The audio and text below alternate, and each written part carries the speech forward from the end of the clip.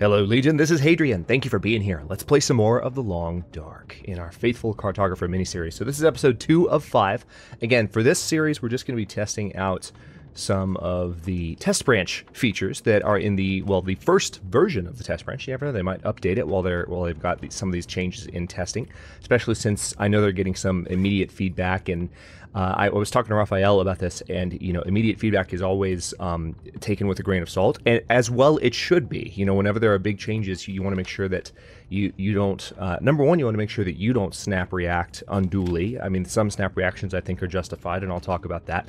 But at the same time, you should be focused on not, just reacting in a set way. Did we go into that other cabin? I can't remember. Let's check it out real quick. But at the same time, they need to be careful about paying too much attention to snap reactions. And they need to give it a few days to really see what the substance of the discussion is and what the opinions and viewpoints are on both sides. And it's not to say that this is a huge controversial test branch. I think most people are in agreement so far after the first 12 hours or so, which it has been now. It's been about 15 hours now since test branch went live. I think most people are already in agreement that the updates are cool. It's just that the new UI is jarring and it's going to take some getting used to. But quick sidebar, the next 30 seconds of commentary are actually spliced over the original commentary I recorded for this episode, because what I have to say next took longer to express than I meant to take in expressing it. It's a bit of a soapbox moment for me to talk about something important, so you can go ahead and jump to the 8-minute and 8-second mark on the timeline if you'd like to jump past that. You won't miss much gameplay. I'm just double checking all the cabins while I talk. So I will say that, again, in between starting episode 1 and... hang on, I want to look for any wolves. Yeah, in between starting episode 1 and recording this, I started a thread on the subreddit, just basically talking about the issue of this. What I'm doing right now is holding down tab, and that should, per the old version of The Long Dark, pull up an overlay, a UI overlay. Hang on. I want to make sure I'm not distracting myself here. Here's some wood. Let's grab that.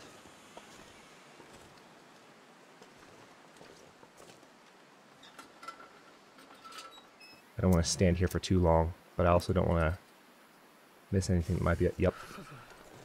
Have I already been here? Yes, I have. Okay. Alright, so I already checked these in the previous episode. I was really rushing to get the first episode recorded. I'm going to step in here and warm up for a bit. I was really rushing to get the first episode recorded last night when I was in the process of making the first 2 videos. So yeah, I made a thread talking about it, and the reason I made a thread is that I initially voiced my concern. And like I said, some snap judgments I think are warranted, and in this case, the fact that I can't see the UI overlay, which shows me my condition at the same time as I'm moving around, to me that was, in my immediate first instinct opinion, very bad. Very, very bad. Not necessarily game ruining, but it's the kind of thing, the comparison that I made was to bring up Mass Effect. And I just brought this up to Raphael. I didn't bring it up in the post, but basically the feeling to me is playing a game like Mass Effect, or any game that has a strong shooting component, where for any stretch of time, the essence of the gameplay is knowing how many bullets you have left so you can make the next best possible decision.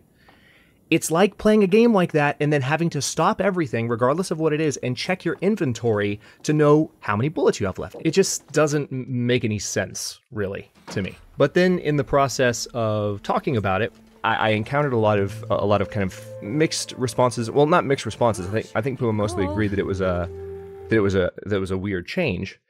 But at the same time, there was a lot of kind of negativity, and a lot of Handlin bashing, a lot of Wrath bashing, all this stuff, and it's very, very frustrating. The current climate of the community, and I'm trying to speak honestly to the situation. I don't want to bring up an unpleasant reality for folks, but people are unhappy that the game has taken this long to be ready, and so they're willing to say terrible things about good people to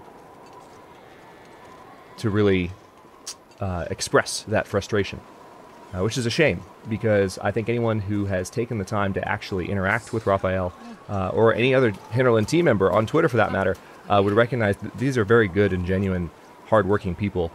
They have, I mean, Raphael's personality is a very unique one, and I say that as a compliment. I think he is a really cool person, but I think a lot of people trash talk him and his team without really knowing the person, without really having interacted with the person or had a discussion or an argument with the person. I've had both, you know, and once you do that, it's a little bit harder to think of him, what a lot of people do. So the reason I say all that is not to be negative or start off on some weird note, but to say that when I got up this morning, I really woke up to an overwhelming surge of support. A lot of the people who had been negative had been, you know, roundly downvoted, which I think the purpose of the downvote is not to disagree with people, but the purpose of the downvote is to make sure that crap that is negative or doesn't contribute gets pushed down. And then a lot of the more constructive posts and supportive posts, people that were actually answering the question, like, hey, what are your thoughts on this? Why would we want this? Which was the purpose of the thread, by the way. They got their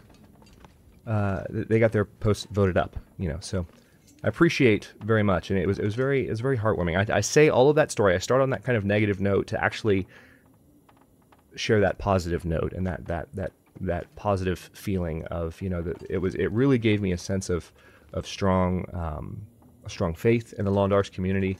There is a vocal component that again is very angry. It's a shame. I do believe that component will kind of diminish after the game really does appear to be on rails for release and after it releases. But for now, it's just kind of the reality we're all dealing with. So I'm not going to talk about it anymore, but I just wanted to acknowledge that thread had happened, and I wanted to take this moment using this platform to appreciate the people who came in and who used the thread for its purpose, which was to discuss both sides of the issue. So cold. Man, I guess what we're going to do is just pass some time. We can't see exactly how much time is left. Less than 1 hour. No, that's a lie. Hang on, let's check this thing. There we go. About 1 hour of darkness left. So if we pass the time for a bit, we should be okay. Now, it feels like 37 degrees in here right now, but that's part of the reason for that is we're holding the lantern. So what we can do is we could sleep for like maybe 2 hours. So let's do that. The hypothermia risk will go away, and it'll still be bloody cold when we wake up, but there'll be some daylight. So anyway, my appreciation and my thanks to all of you for supporting that thread and for actually contributing to the discussion and making sure that people who were not contributing or who were not being nice were not acknowledged as much as the people who were being more thoughtful. It's always good to see on the internet, especially in a tough time for an online community. So let's look around. Sorry, I probably would have presented all that more coherently had I, you know, not been walking around trying to do stuff while I was talking about it, but I wanted to try and pass some time and do some things. But now we've got daylight. It's still really cold, like I said. I'm pretty sure I've been to every hut now, including this one, but I'm just double checking myself because, again, my memory is not perfect of where I've been in this area, where I haven't. And we need to head back in that direction anyway, so I'm just kind of making sensible stops. I'm pretty sure, yeah. Okay. So that almost confirms I might not have been into that hut, so I'll check there. But then we're going to head towards the office, camp office. Yeah, we're almost at risk for hypothermia, so I'm going to have to kind of do this in chunks. I have to go inside, warm up, maybe light a fire if I can. Seriously, where is the wildlife? I remember talking about this yesterday. Oh yeah, I can't just click anymore. You have to hold it down. I don't know how the I don't know, as much as I like a lot of the elements of the new UI, some of the things, I don't know how long the holding the button to do stuff is going to last. Again, if there's a technical explanation that we are not aware of,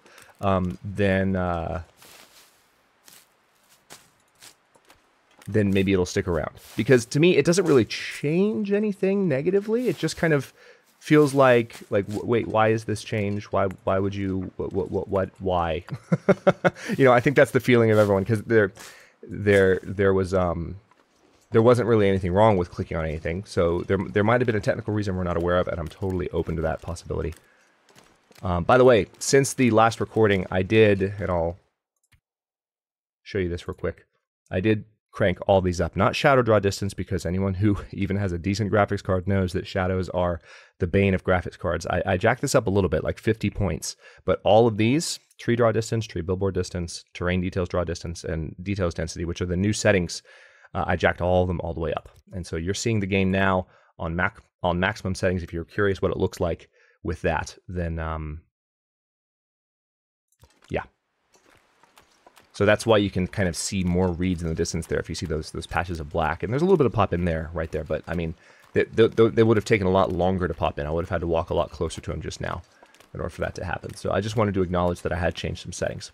After I finished with the first couple of uploads last night, I did jump into the test branch in a separate playthrough and played for like maybe 15-20 minutes. Ironically, I started out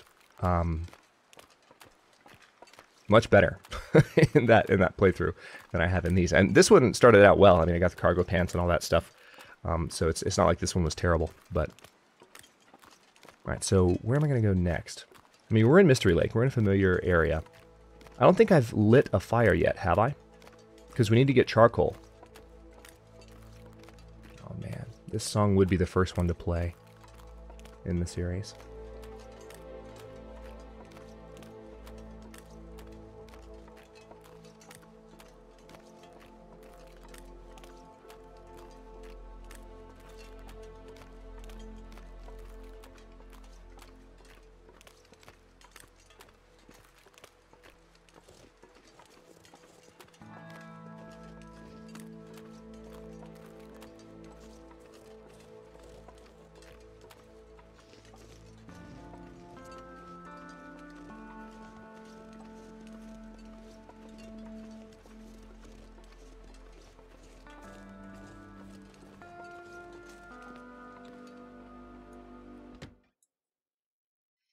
As much as I hate to cut that song off.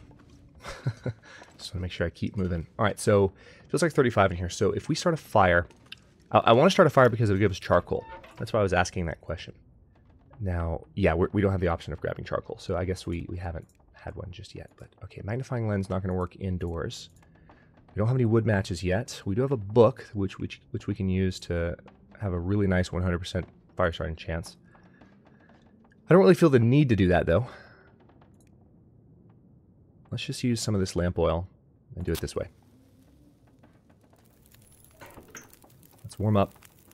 I want to have this kind of heating the air for a little while, and I think I have some reclaimed wood as well, don't I? Yeah, I do. I've got a fire log too. Nice.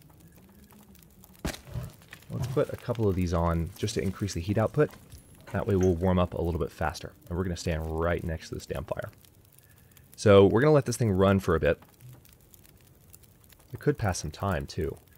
Let me see what I can... Actually, is there anything that I can cook? I bet there is. There's some pinnacle peaches. Yeah, actually, we could really benefit from cooking some of these things.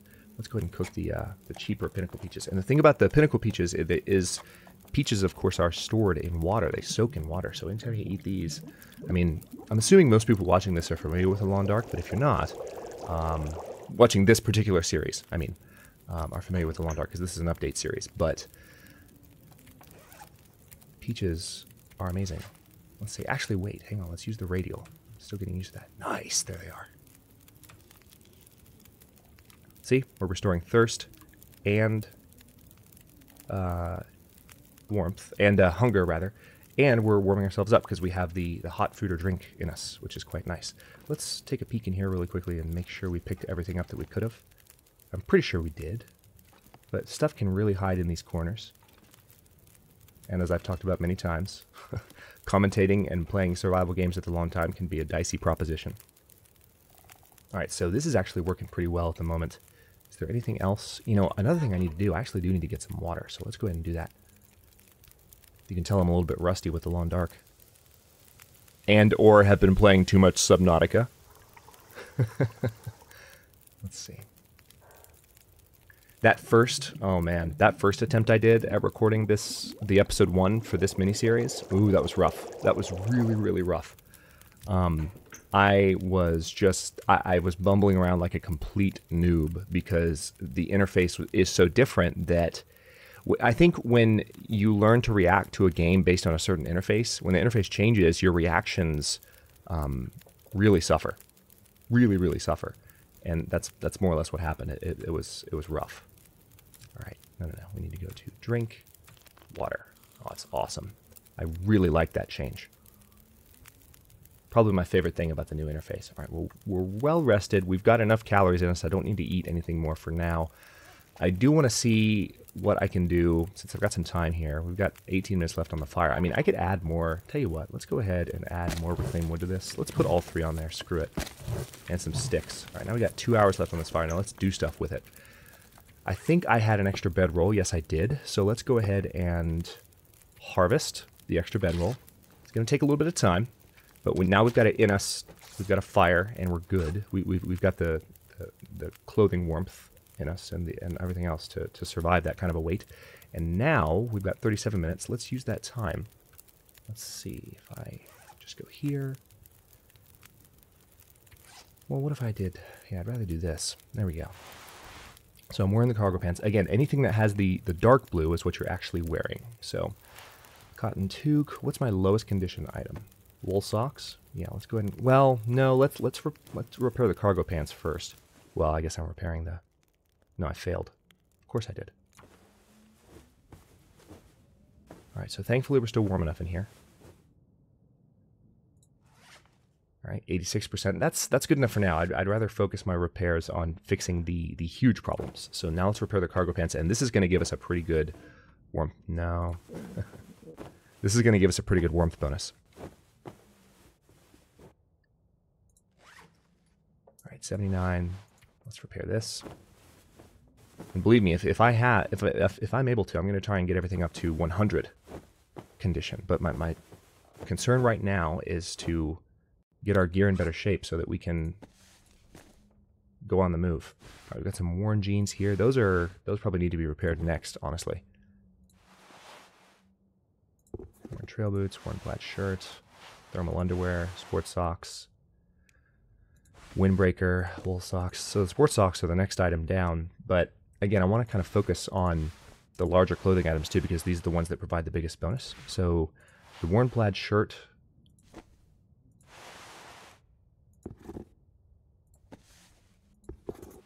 Yeah, let's repair this. Okay, so we are once again getting a little bit low on our food and drink. Oh, you. Oh, this game. Let's see.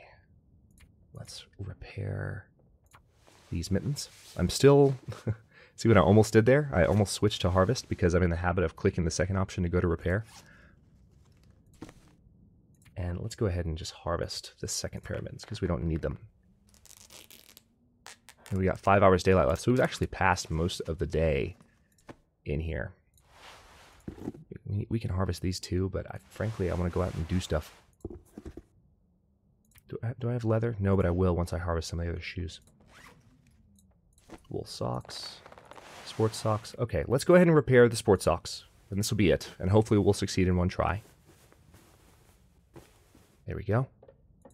Alright, and now our condition is a little bit better. It feels like 38 degrees. It's not going to feel like that when we step outside, but I don't hear any adverse weather, and I would like to visit another area. So tell you what, let's go ahead and make a break for Trapper's Homestead before the end of this episode. Hey dear, how's it going? Actually, let's go ahead and have our... Actually, hang on, I'm curious. Okay, so yeah, this does... If you hit 2 to pull up your weapons, stones come up that way. Same as anything else. And by the way, yes, you can see up in the upper left the actual number of stones that are available to you. So let me quickly look at how we're doing. Feels like 24 degrees. Okay, there's a wolf right there. A couple of wolves, actually. So we're gonna take a bit of a detour down this direction. Try and avoid them. I do want to get into a struggle with a wolf, but I don't think... Hang on, what do I have for tools at the moment? I do have a knife and a hatchet, so we are kind of at a point where I would like to see the struggle mechanics a little bit.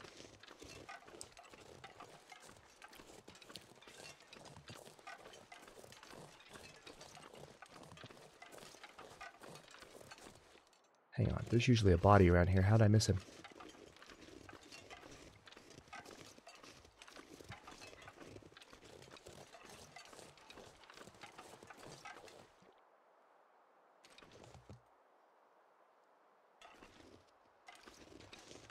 Huh.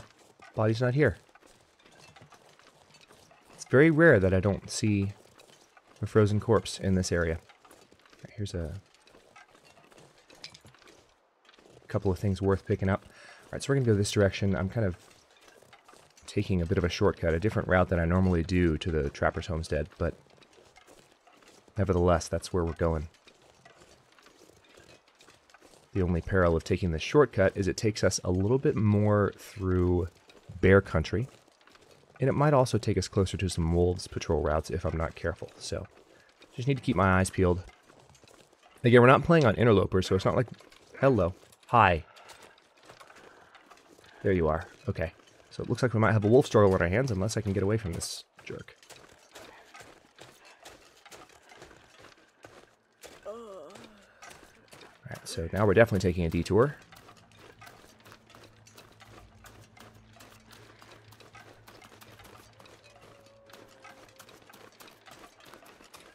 Remember, I also have the option of throwing stones to scare off wolves. So I want to try. If this wolf still comes after me, I think I got away from him. But if this wolf still comes after me, then I want to throw this rock and try and scare him off. Evidently, it's not a very good chance that it'll happen. Yeah, the wolf is gone. We got away. Nice. It's not normally that easy. FYI. I just happened to kind of see a path nearby where I could like run around a rock and try and put some terrain, some blockage, you know, on his vision, you know, get behind some stuff that would make it harder for him to have a line of sight and keep a line of sight. And then I just went for it.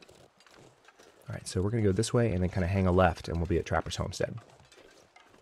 Believe it or not, I still know where I am. I don't know how.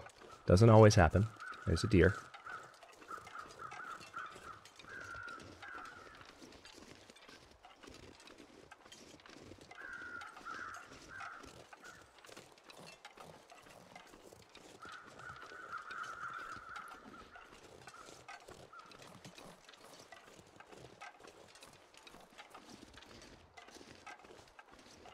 And hopefully there's a rifle. He doesn't seem so crazy right about now. Okay. We are thirsty. Note to self. Tell you what, let's go ahead and go over here. I need to be a little bit careful because I am somewhat near. To my left here, there's a bear patrol route. So I need to not be too brazen here.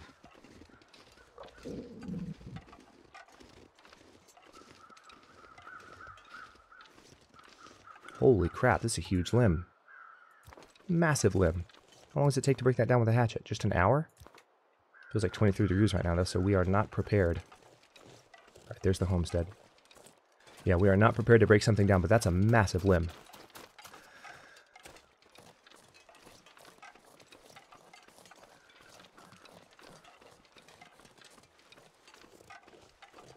I love the improved draw distance so far, not only because I turned the settings up, but just by default, some of the weather changes. It's really nice. Let's get that birch bark. You know what? I gotta try this again. Now here's some, hey, check this out. Hang on, let's harvest these real quick. I'll throw a rock at the bunny in just a second. When you walk up on 5 saplings, you don't do nothing about it. Especially when you have a hatchet. Because you're not playing in interloper mode, and you can do these things. Okay. rabbit. So let's see. First of all, hang on. Let's holster this. And we're going to have to throw one and see kind of where it lands.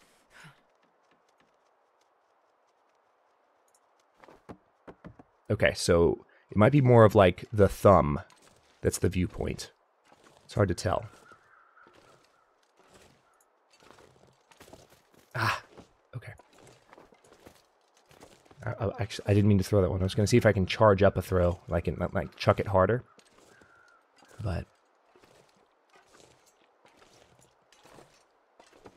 okay, we're getting closer, but it's going to take some doing. Here's one of our stoves. Let's go ahead and grab one. I'm really impressed, in particular, with the physics so far of the stone throwing. Not that it's like extraordinary technology or anything. We've seen it before, but we haven't seen anything in the long dark quite like the stone throwing, where you can, you know, put a lot of momentum on a small object like this and watch it go flying off the environment when it bounces. It's pretty cool. All right, so let's, before I end this episode, I went tree climbing there. Did you see that? You can still do that on certain trees. Oh, man.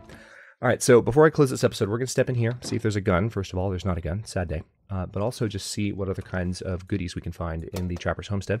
And then I will move on to the next episode. Oh, we cannot get in there yet because we don't have a pry bar. Damn. Rifle cartridge. So we got ammo for the rifle, but no rifle. Yay. Just what I wanted.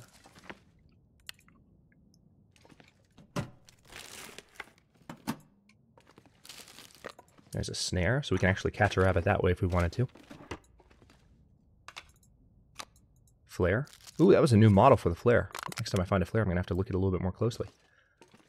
Some cloth, very good. Pork and beans, sewing kit.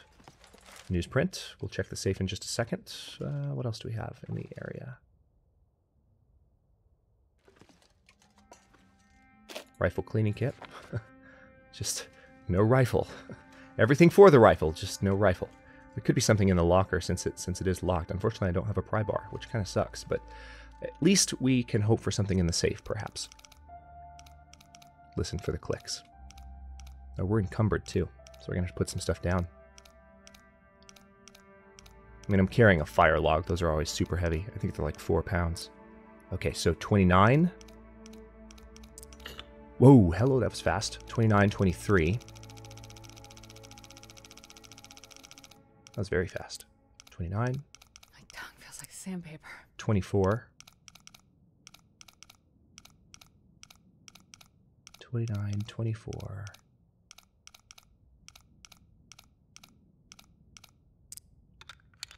50. There we go. And of course, there's nothing in it. Actually, the first time I attempted recording this series, there's nothing in it either. So that safe has spurned me twice. But yeah, I'm going to go ahead and stop this one here. And in the next one, we're going to head for other areas. We still have some daylight left. Let's see exactly how much. I think this is the reliable indicator. So we have 2 hours daylight left. That's not a ton of time, but it's enough time to get to another area where I know I can be safe and kind of make progress towards another side of the zone. So I'm going to keep heading in that direction before it gets too much darker, especially since the weather's pretty decent at the moment. So thanks for watching. If you enjoyed this one, don't forget to like the video and subscribe to follow along. New episodes in the Faithful Cartographer miniseries are airing every day for the next, I guess there'll be 3 more after this one. So every day at 9 p.m. Eastern Time. Comments are always welcome. Let me know what you think. And thanks again, by the way, for the support and the constructive feedback and discussion on Reddit. I'll see you guys next time.